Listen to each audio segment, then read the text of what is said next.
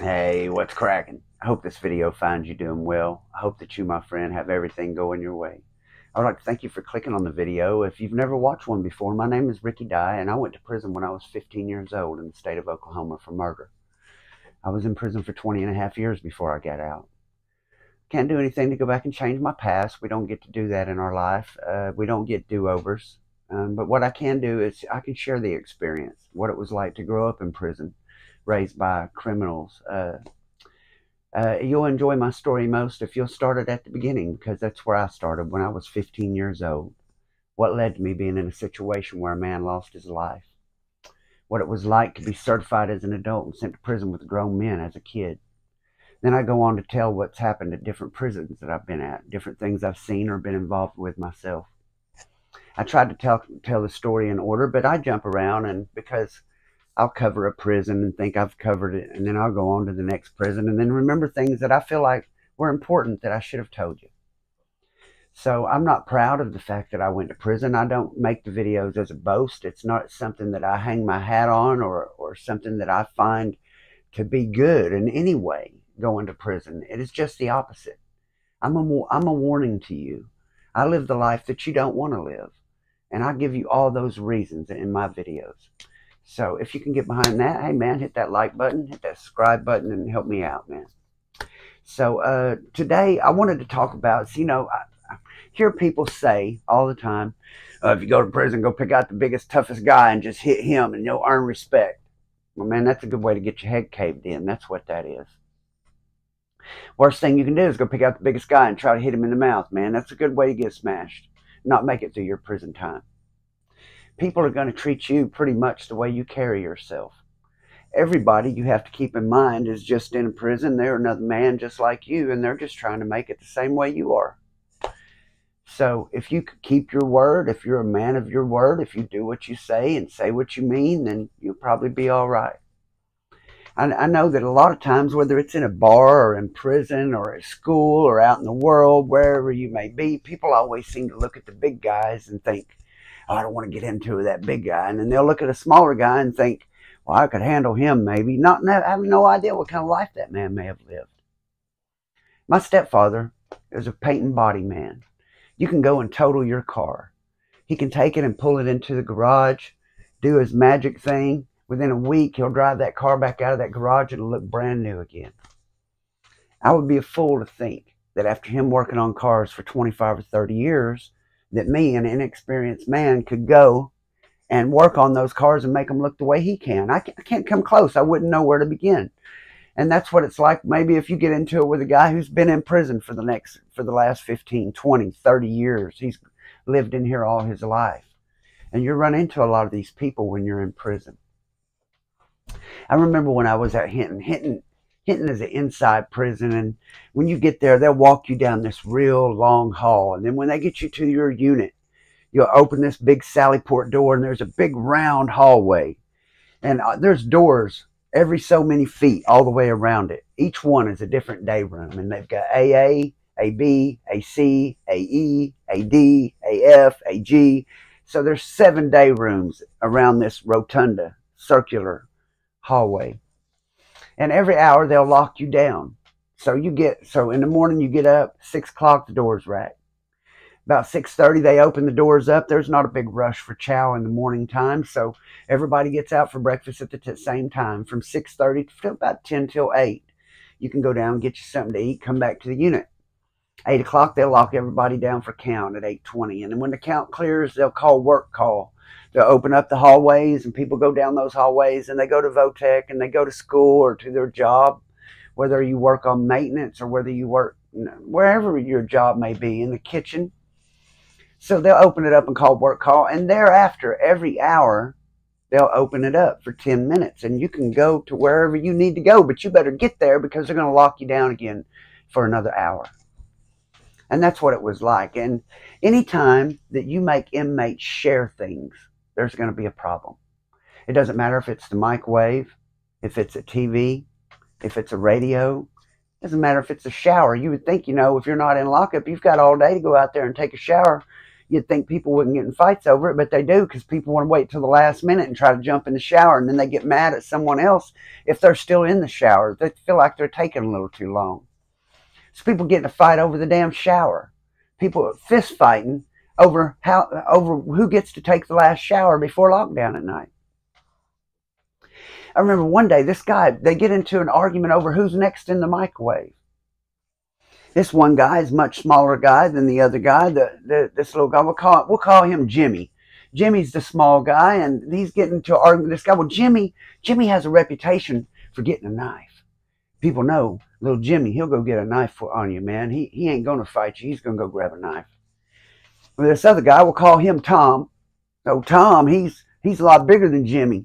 And so he starts telling Jimmy, really, you're old bitch-ass motherfucker, because all you're going to do is go get your knife. You won't go up in the cell and get one with me. So he's challenging Jimmy's manhood, man. So Jimmy's like, Jimmy's going to go get a knife if he loses. You know Jimmy's going to get a knife if he loses. But Jimmy lives right there in the first cell by the shower, close to the microwave. So he hears enough of it. You're not going to challenge his manhood. You just want me to fight you. I'll show you. I'll fight you. He goes into his cell. Tom runs up in there. They lock up. Jimmy spins them around. They both fall toward the ground. But on their way to the ground, old Tom hits the back of his head on the corner of the desk. There's a metal desk in that cell. So he runs in there. They lock up. They spin, fall. Tom hits his head on the desk and is out immediately. Cold. Laying in there on the floor. Jimmy just comes walking out of there like, better get your home, boys. Better go get your home, boy. Nobody knew how fucked up the dude was, but it put a dent in his head. So when you hit your head, if you get a knot, you're okay. But when it makes a dent, you're in danger. It's fractured your skull. And that dude ended up with a hemorrhage, a brain hemorrhage, bleeding in the skull, in intensive care, that little Jimmy. And they was in the cell 5 seconds. Get your homeboy. Go get your homeboy. And Tom was a lot bigger than Jimmy, but they just slipped. And there's harder things in that cell than your fist. And when you go up into a cell to fight, there's still everywhere in there. You've got a steel toilet. You've got a steel sink. You've got a steel desk. You've got a steel seat next to that desk. You've got steel bunks on the wall. So when you go in there, there's things a lot harder than your fist to hit someone with. You see people get in those fights. There's a dude named Big Honka. They call him Big Honka. Honka means monster in Indian. And they call him that because he went up in a cell. He's a big guy. Just went in there and slammed this dude all around the cell. And the cell's just covered with blood, like a crime scene. So they call him Big Honka, Big Monster. You know, and I've seen other little guys. Like whenever we first got to Hinton, there was a gang in North Carolinas. They had contracted the prison out to the North Carolinas. And it was full of North Carolinas. And there was only a few hundred Oklahomas at a time. And when the North Carolinas had the numbers, they were rat-packed to Oklahomas. There'd be a whole bunch of us in the day. It'd be like 5 of us Oklahomas rear up. Shit, like 20 of them come show up, man. There was 20 of us, there'd be 80 or 100 of them. They had us outnumbered, man. But then once we had them outnumbered, the tables turned. And there's this little dude, this 5%er sitting out there watching TV. And he was the first one with the TV. And there was this dude that was a Crip, a bigger dude that was a Crip. And they were sending all the North Carolinas back to North Carolina. So now prison's getting emptied out. Of North Carolinas, there's not that many of them left. They're shipping them all back. And they get into an argument.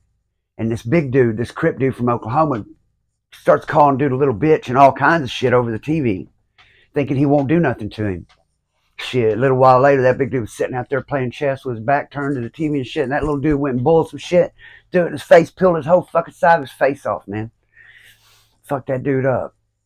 And, you know, if you would have just been looking at those dudes, you would have seen that bigger dude and thought for sure that he would win the fight.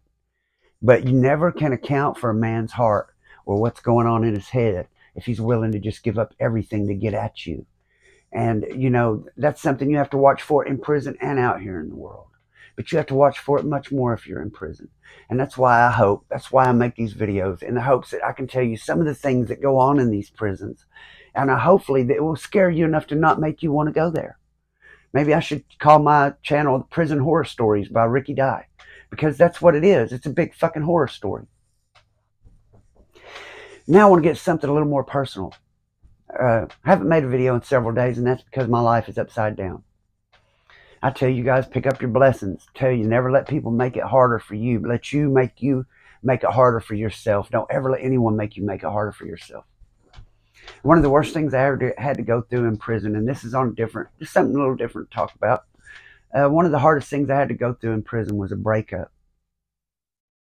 For a long time, I believed I was married to Shelly, and I really cared about her, and I thought she was my wife. And when you think someone is your wife, you love them for all you're worth. And then she'll go and cheat on me and get pregnant by somebody else's kid and stuff. And I had to face that while I was locked up. And if you think a breakup is hard out here, if you think a broken heart is hard out here, you have no idea what it's like to go through it while you're in prison. So no matter what you do, man, don't go break no laws. And that's the way I'm having to look at life right now. 8 days ago, on September 1st, I got out of prison September 1st, 2009. So 8 days ago, or 6 days ago, whatever today is, on September 29th, a couple days before the 1st, September 29th, we got paid. I'm on disability. I get paid on the 1st. The 1st was on a Sunday, so I got paid on a Friday. Thursday night. Now, last time I gave a shout out to Jennifer Wolf. I said Jennifer Wolf. Her name is Jenna Wolf. Jenna, I apologize for saying Jennifer, but you know who you are, and I thank you again for that great gift. I used part of that gift that Thursday night to take Monica out to watch the new Crow movie. And then we went out for dinner. And I thought everything was fine between us.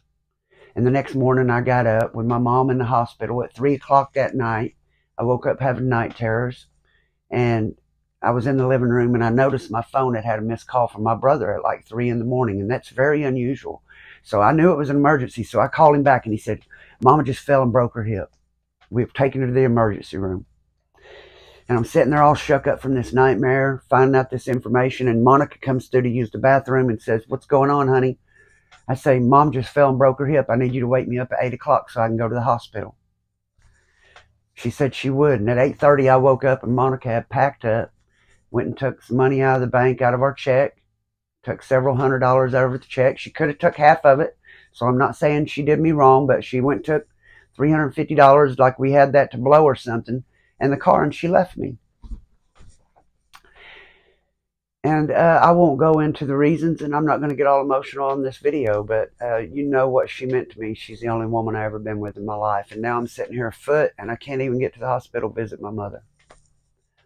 So I've just been pacing back and forth in this house, back and forth, telling myself, at least I'm not in prison, at least I'm not in prison, at least I'm not in prison.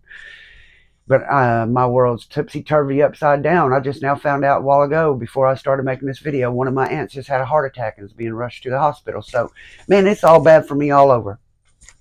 But I want to tell you that today I picked up my blessings. And as hard as this day is for me, with a broken heart, no way around, broke, stuck in this little house by myself, wondering where it went wrong. It's still, even though it's a bad day, it's another day and it's a gift from God. And I hope that's how you'll look at your days, even when they're tough.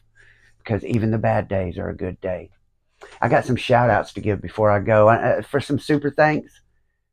I had Rob Johnson, David LaRue, and Greg Crowder. All those people did super thanks on the last video. And I want to thank you. A lot of times, because my videos are about prison, they're demonetized and I don't get anything for it. I don't care if I get anything for it. But when someone goes above and beyond to give me a gift, I feel it is important, it is imperative of me to thank them for it and acknowledge them for what they've done. And so I want to make sure I acknowledge those people. For super thanks, Rob Johnson, David LaRue, and Greg Crowder. And for cash apps, Jenna Wolf, never forget you, Alexander Harris, and Joe Frunk. All those people have reached out to me through Cash App and helped me out. And I don't talk about how much the amounts are because the amount don't matter. There's a parable in the Bible, and it's always stuck with me, that these two people have went in to pray in the synagogue, and one of them was real rich, and he gave a generous amount, and then this other lady was real poor, but she gave all she had. And the little parable is which one of them had really given the most. Even though this guy gave way more, he had way more, and he could spare it. But this lady gave all she had. So even when someone just gives me $1, man, no one owes me anything, and I don't deserve anything for this. I do these videos out of the goodness of my heart, hoping beyond hope to save some kid or someone any age from making the mistake that I made. It's always better to just stop and think about it, man. Stop and wait about it. Think about it for a day or two. Think about it for a week and make a decision instead of just deciding right now. because those right now decisions can change your whole life. I want to give a shout out to the riders and dyers, the riders who ride till the wheels fall off and the dyers keep riding even when they do. I want to give a shout out to John Doe. He's the only one so far that's bought him a Heart of a Gunslinger t-shirt. He bought 2. He's bought every set of shirts I've had. The first shirts, Ben Seaborn bought the shirts for me. He bought me 24. John Doe bought all of them except for 1 or 2. So, John Doe, thank you, brother. I appreciate you more than you know. He's still trying to get to 100 subscribers. If you haven't subscribed to his channel yet, the link is down in the description. Go over and give him a subscribe, even if you don't listen to him talk, so he can have to do that live. Because I want to be there with him during his live. I don't know if I'll be able to make the trip down there, but maybe I can get him to send me an invite and be on the live with him anyway. So, may God bless, keep and protect each and every one of you. Till I hopefully see you again in the next video. Peace out.